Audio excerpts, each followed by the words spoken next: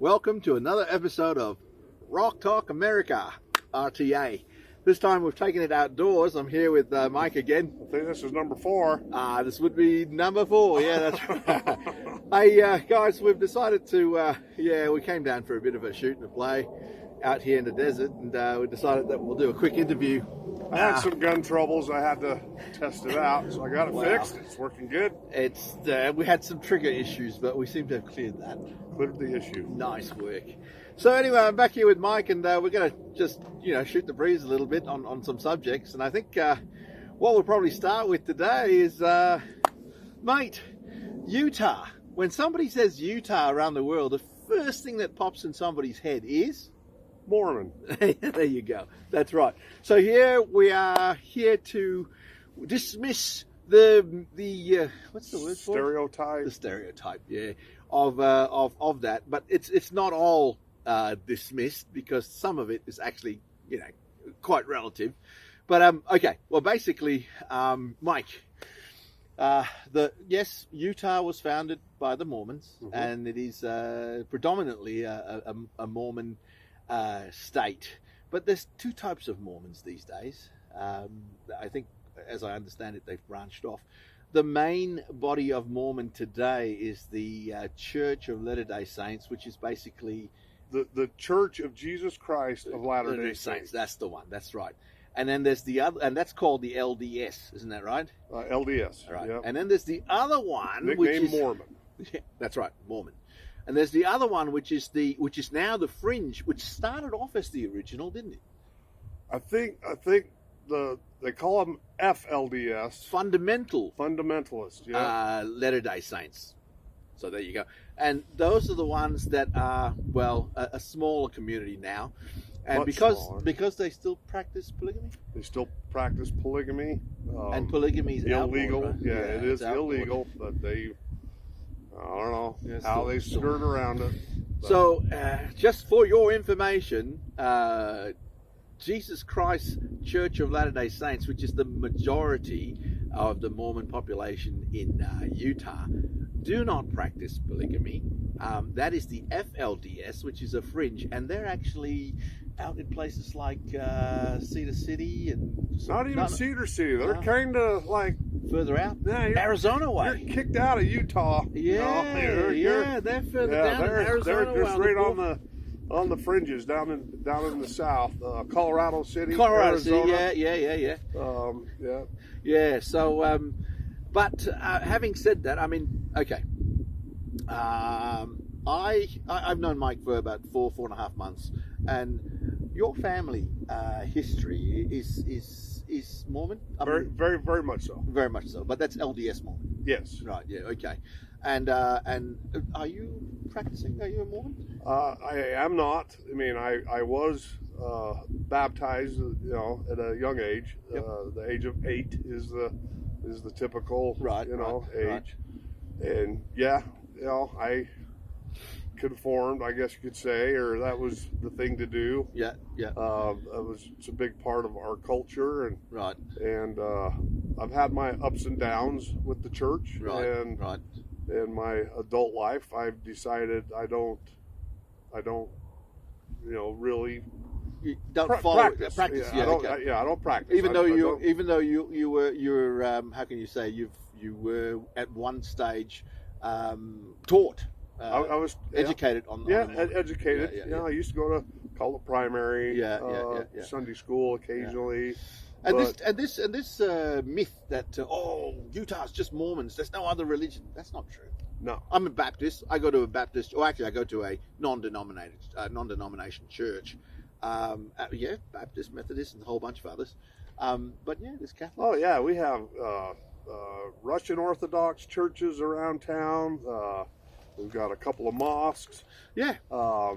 There's the Hebrew, the Jewish synagogue. Synagogues. Yep. A couple of synagogues. And there's a Buddhist temple, big one, beautiful temple down in Salem, Utah, I want to say, or Spanish Fork. So the freedom to practice religion is still across the board. Oh yeah, absolutely. It's not now, and the stereotype that's saying that Utah is mainly all Mormon, and well, they actually were kicked out of other parts of the United States to start off with. So they came to Utah, and they settled here. Now there's 3 states, as I understand it, in the United States that celebrate Utah Day, which is obviously the Utahns. There's 3 states? Yes, that's what Brittany tells me anyway. I've only heard of one. Ah, well, the Utahns celebrate it. Okay. The New Yorkers celebrate it because they left New York. Oh, really? And the Californians celebrate it because they never made it to California. No, that's what she tells me. I don't know how true that is. That's clever. That's clever. All right. Well, apart from that, I mean, there's a lot of Hispanic population here, and of course they practice Catholic. Yep, mostly. So it's not that stereotype in that regard, but the bars are something else. Now, I'm saying it in an Australian way. You say it. I say bar. How do you say it? Bar. Okay, just for my American friends, that's what I'm trying to say. The bars, okay? You've got pub. Yeah, pub. Okay, there you go. That's easy. You got beer only pubs, and then you've got whiskey pubs. Well, I don't know. Not really strictly whiskey, but okay. Yeah, you have your beer only your beer pubs. Bars, and Yeah. then your regular pubs. Regular bars. Okay, I'll let him explain the measures because okay, number 1, number 2, the whole concept of a beer only bar as opposed to a regular bar that serves alcohol in other like more spirits and all that. Yes, that's governed quite a bit. Go ahead, Mike. You tell him. Yeah, it's very highly regulated. There is no privately owned liquor stores in Utah. Everything's run by the state liquor stores. Liquor licenses for bars and restaurants, very very hard to come by. I've heard. Very very strict. Yes. Strict laws. You can't. And the measures. Everything's metered. The measures when you go to a whiskey bar, or you go to a bar that serves whiskey, and you want a double. No such thing. It's a single. It's a 1.5 ounce is the most you can get served at one time. Unless you've got a mate with you, and they've got to verify that your mate's with you, and then they'll give it to you in 2 glasses.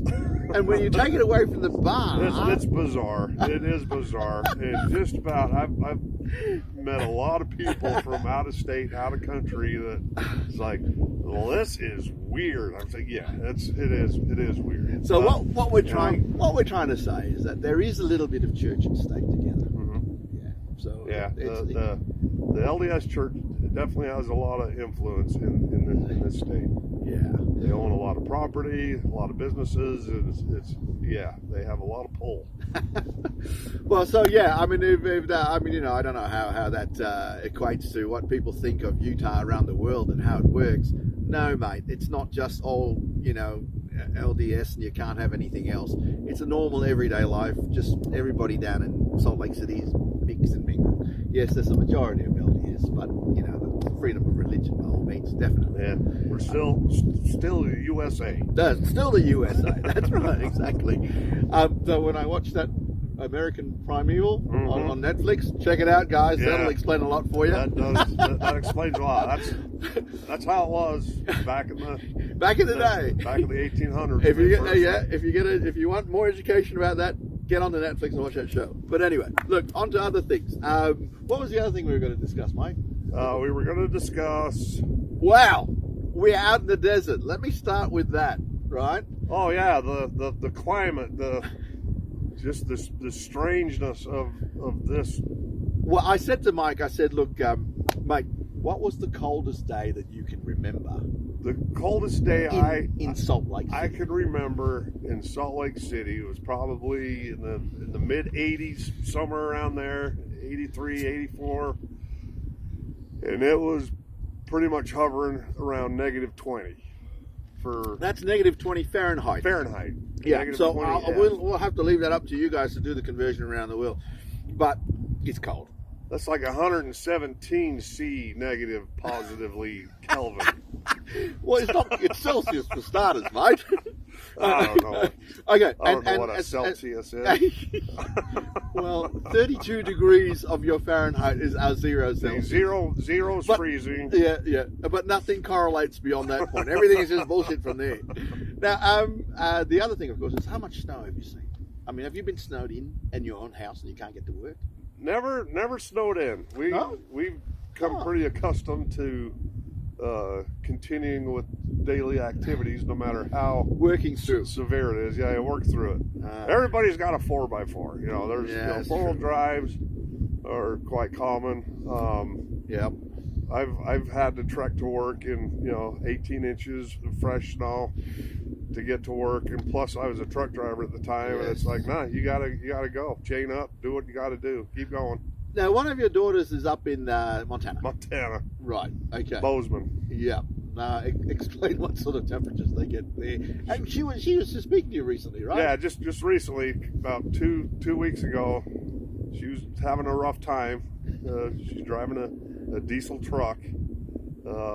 As in a pickup truck. Pickup truck, yeah. What Aussies would call you. There you go. With the diesel engine. And froze solid. Negative 35, I think it got to. Fahrenheit. Yeah, that's Fahrenheit. Yeah. So she was having a rough time. And she transferred to Bozeman from St. George, Utah. So God. going from one extreme to another. The other, yeah.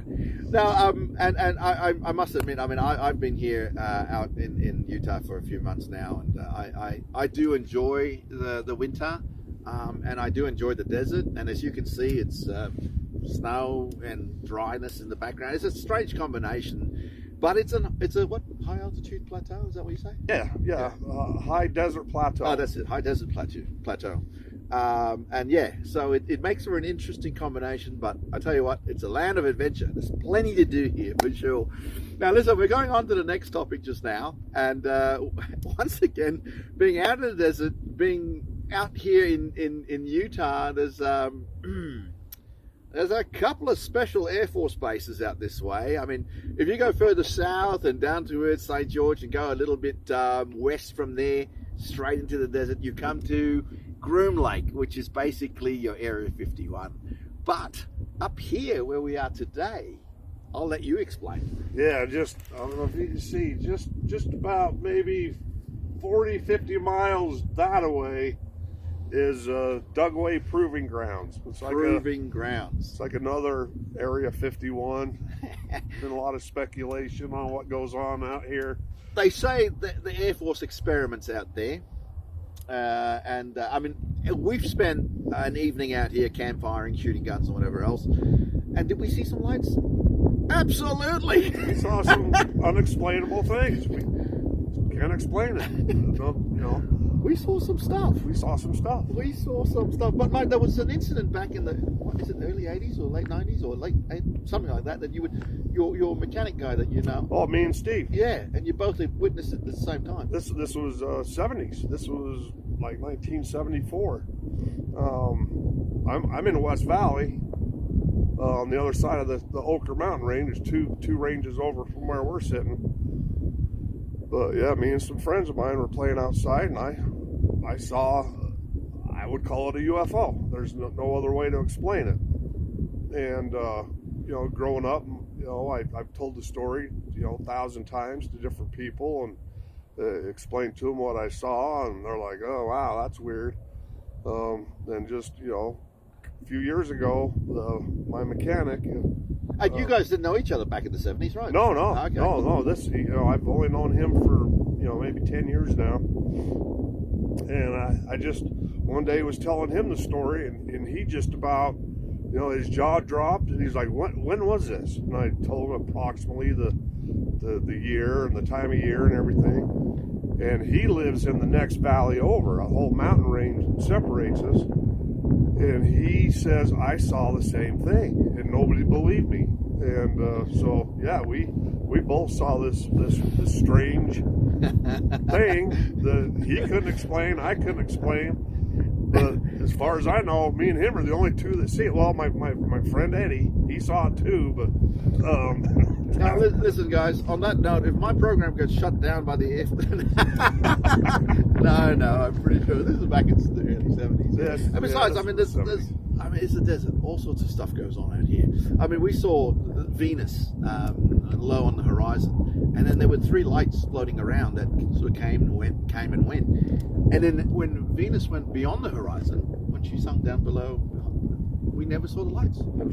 They disappeared, and it wasn't like it was cloudy or anything. It was a clear night. So that was our first thing to debunk it. It's like, well, it's got to be clouds. It's got to be clouds. It's got to be clouds. Blocking these, but then blocking stars. we Not see a cloud cloud in the no, sky. nothing. So I've witnessed it myself, and we were there together at the same time. So we don't know what it is.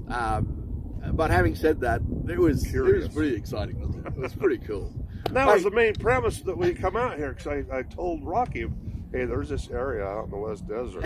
If you want to see a UFO, we might see something. So we did. We come out here in the middle of freaking night to see if we'd see something, and we saw something. We saw something. There you go. Well, hey, listen, guys, stick around, because we're going to have a little break, and then we'll pop back, maybe a couple more subjects, and we'll call it a day. I'll catch up with you guys in just a little bit. We're just going to get some refreshments going, you know, refresh the mouth, and then we'll come back and chat some more. So we'll catch you again shortly on Rock Talk America, RTA. We'll see you in a second. Cheers.